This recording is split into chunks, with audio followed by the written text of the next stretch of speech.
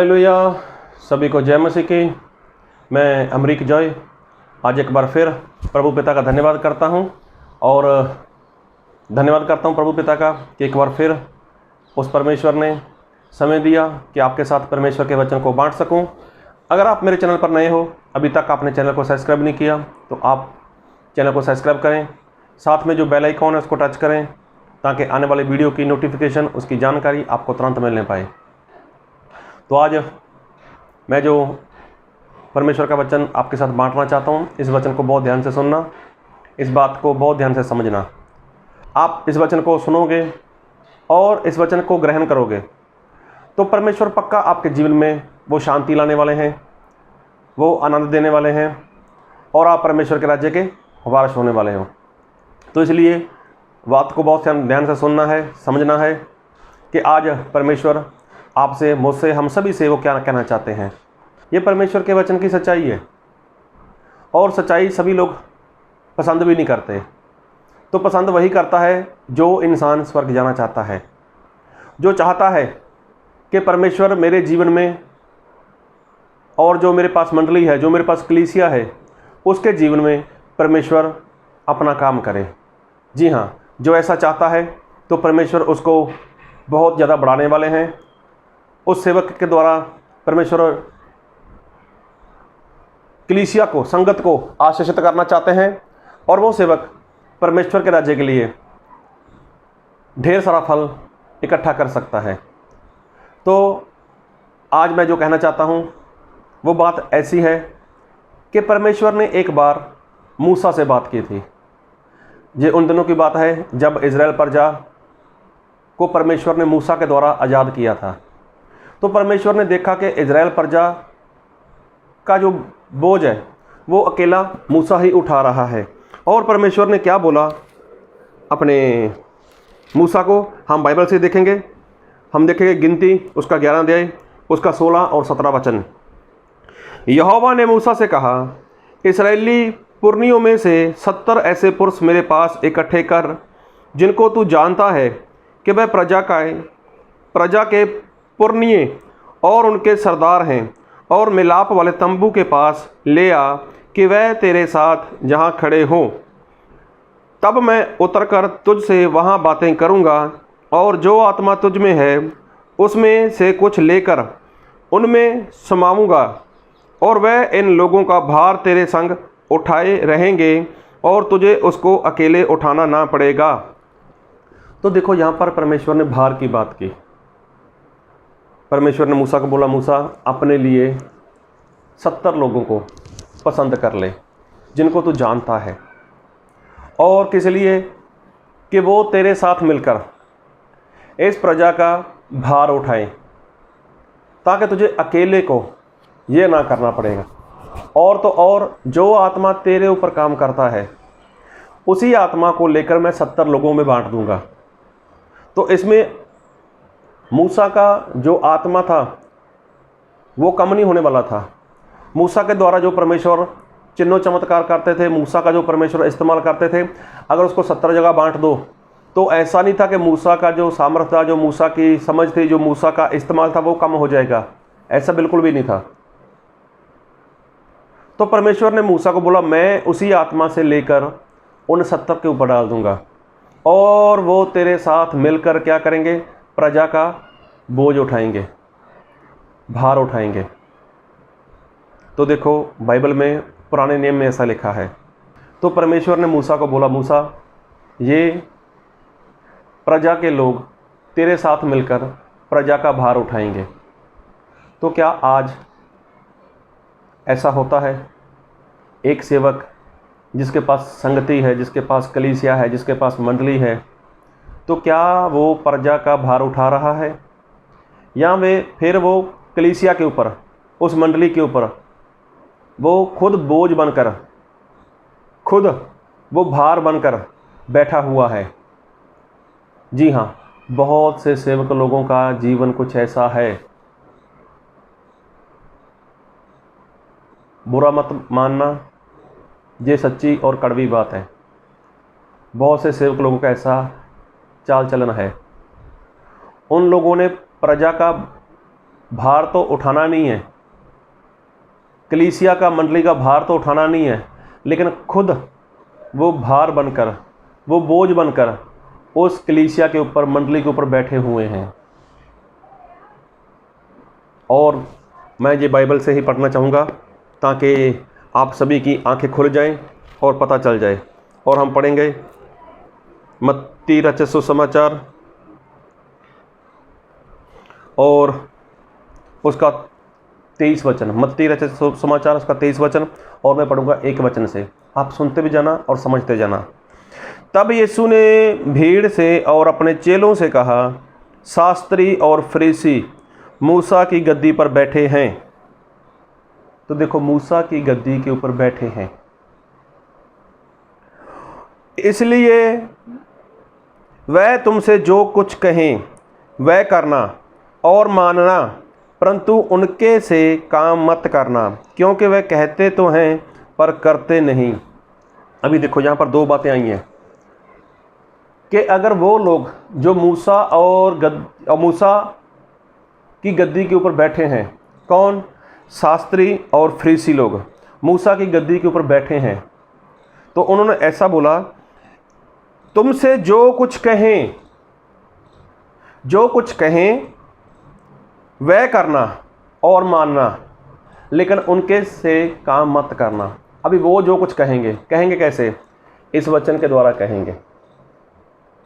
तो जो वचन से वो सिखाते हैं, लेकिन जो बाइबल में लिखा हो, अगर वो वचन से सिखाते हैं जो बाइबल में लिखा है, उसको मानो, उसको पूरा करो। उसका कारण ये है क्योंकि वो मूसा की गद्दी के ऊपर बैठे हुए लोग हैं। अभी मैं बहुत वीडियो में ऐसा बोल चुका हूं प्रभु भोज के बारे में। अभी प्रभु भोज लोग देते हैं 1 से ज़्यादा कटोरा, छोटी छोटी प्याली, 1 से ज़्यादा रोटी, तो ये तो टोटली गलत है। ऐसा तो बाइबल में कहीं पर है ही नहीं। लेकिन वो लोग मूसा की गद्दी के ऊपर बैठ कर ना ऐसा काम कर रहे हैं। लेकिन जो भी वो सिखाते हैं, जो भी वो बताते हैं, उसको वचन से देखो।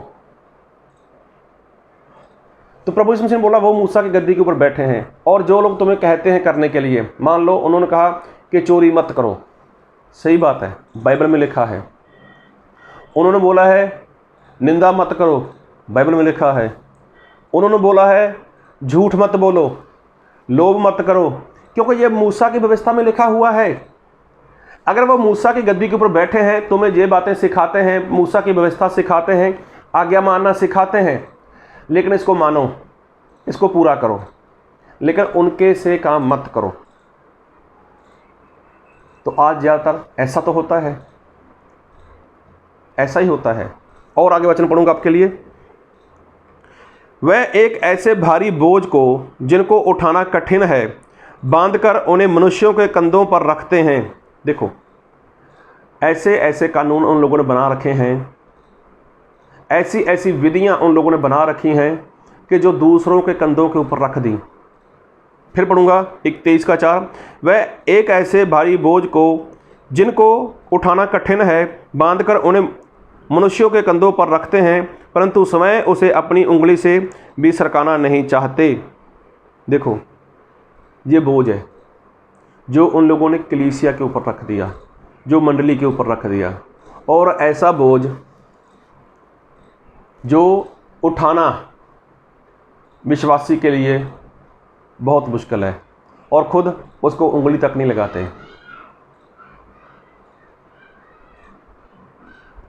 आप लोगों ने देखा होगा बहुत बड़े बड़े पास्टर लोग, उनके पास सिर्फ एक ही बाइबल रहता है, और बाइबल उठाने के लिए उनके पास स्पेशल आदमी रहता है। वो खुद का बाइबल तक नहीं उठा सकते। बड़ी मीटिंग में जाएंगे, और जाएंगे कब? अगर मीटिंग का टाइम 11 बजे का है ना, तो वो जाएंगे 1 बजे, 1:30 बजे, 2 बजे एंट्री होगी। और कई बार तो जब एंट्री होती है ना बड़े बड़े सेवक लोगों की, उधर आराधना चल रही होती है, तो आराधना को रोक दिया जाता है। रुक जाओ रुक जाओ रुक जाओ, प्रभु का दास आ रहा है, प्रभु का सेवक आ रहा है। एक तो वो आया बिल्कुल गलत टाइम पर। अरे जब 11 बजे का टाइम है तो 1 बजे आने का क्या मतलब बनता है भाई? 1:30 बजे आने का क्या मतलब बनता है? 2 बजे आने का क्या मतलब बनता है? या आप 1 मिनट भी लेट आते हो तो उसका क्या मतलब बनता है? क्या आप प्रभु यीशु मसीह से बड़े हो गए? और तो और वो लोग क्या करते हैं, अपने साथ अपना बाइबल उठाने के लिए किसी इंसान को रखते हैं। उनका बाइबल उठाना होगा, उनका बैग उठाना होगा, और वो खाली हाथ चलेंगे, बिल्कुल आराम के साथ चलते रहते हैं। मतलब ऐसे लोग वो कलीसिया के ऊपर बोझ बने हुए हैं।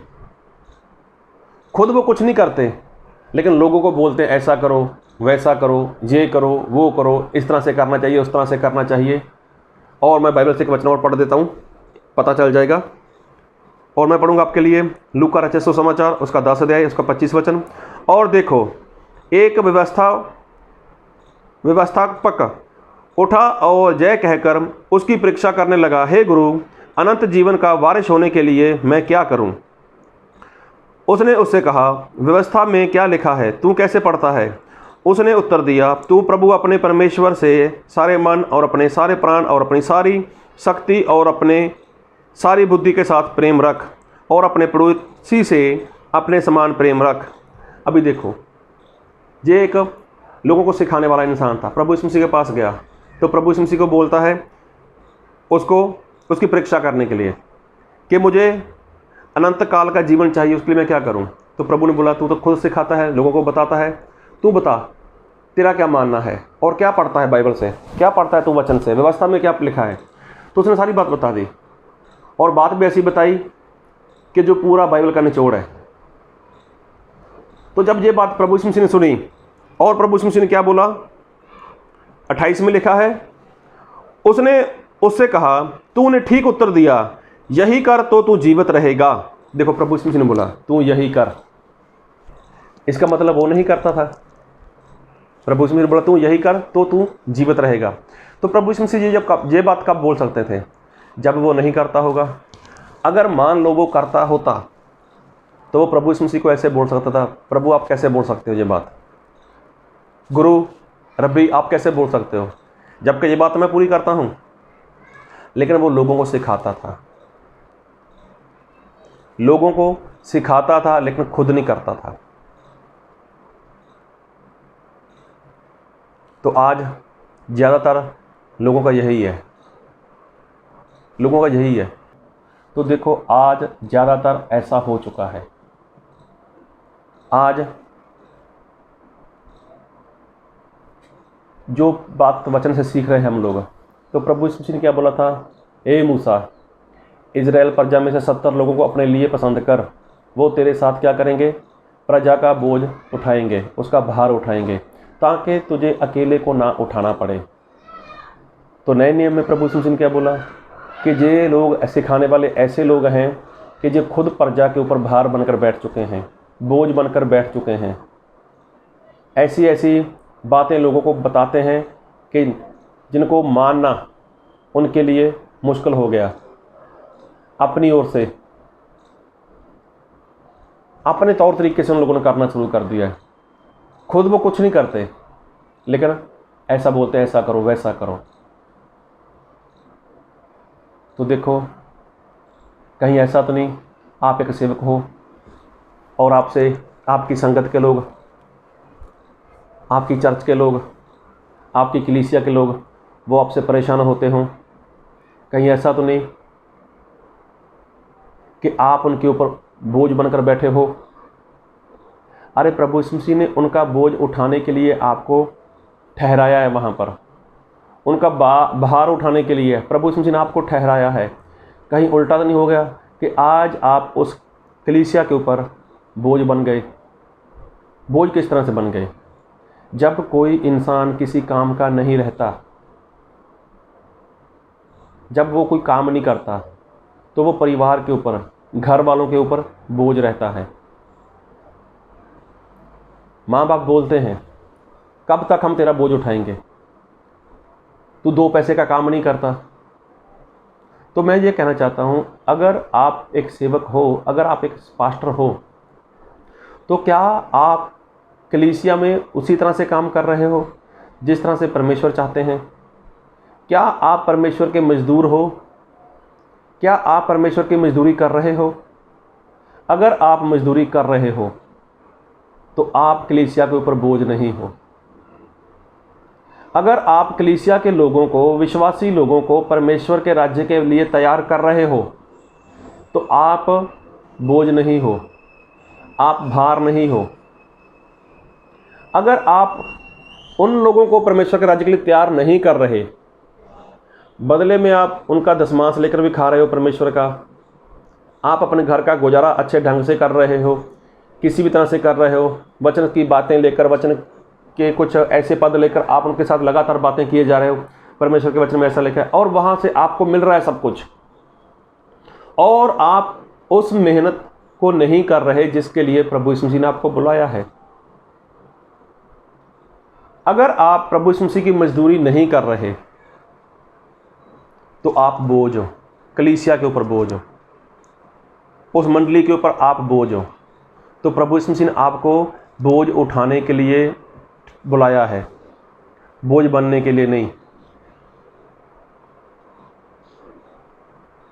जी हाँ, मजदूरी करनी है, क्योंकि प्रभु यीशु मसीह ने कहा है फसल बहुत है लेकिन मजदूर कम है। तो मजदूरी करनी है, हर रोज़ करनी है, उस कलीसिया के ऊपर करनी है, परमेश्वर के लोगों के ऊपर करनी है। और भी बहुत से ऐसे लोग हैं कि जहाँ पर परमेश्वर के दास को, परमेश्वर के सेवक को मजदूरी करनी है। अगर मजदूरी करोगे तो ये क्या है, ये आप बोझ उठा रहे हो। अगर आप लोगों को बोलते जाओ ऐसा करो, वैसा करो, ये करो, वो करो, खुद कुछ नहीं कर रहे, मतलब आप दशमांश लेकर खा रहे हो, सब कुछ हो रहा है आपके साथ, तो आप उस कलीसिया के ऊपर बहुत भारी बोझ हो, और कलीसिया कब तक आपका बोझ उठाएगी। इसलिए आप उठो, कलीसिया के साथ, कलीसिया के लोगों के साथ मिलकर परमेश्वर के काम में आगे बढ़ो। तो हम परमेश्वर के मजदूर हैं और हमें मजदूरी करनी है, हमें बोझ नहीं बनना। अगर किसी के घर में नौजवान बच्चा हो, 24-25 साल का बच्चा हो, किसी का बेटा है, अगर वो कोई काम धंधा नहीं करता, तो माँ बाप बोलते हैं दुखी होकर, हम कब तक तेरा बोझ उठाएंगे। अभी तेरी उम्र के लोग तो वो तो कोई ना कोई जॉब करते हैं, कोई ना कोई काम धंधा करते हैं, जा तू भी काम धंधा कर, तू भी कोई जॉब कर, कब तक तेरा बोझ उठाएंगे। तो प्रभु यीशु मसीह ने यही बोला, मूसा इस प्रजा का बोझ तुझे उठाना है, और मैं चाहता हूँ अकेले नहीं, 70 लोग और भी तेरे साथ मिल जाएं, इस प्रजा का बोझ उठाओ। तो आज के सेवक लोग तो बोझ बनकर बैठे हैं। मेरी बात का बुरा मत मानना, मैं भी एक सेवक हूँ, तो मेरे पर भी ये बात लागू होती है, मैं भी एक सेवक हूँ। लेकिन ये देखो, कहीं मैं बोझ तो नहीं बना हुआ कलीसिया के ऊपर। मैं लोगों को सिखाता हूँ। प्रभु आप सभी को बहुत आयत की आशीष दें। आमीन।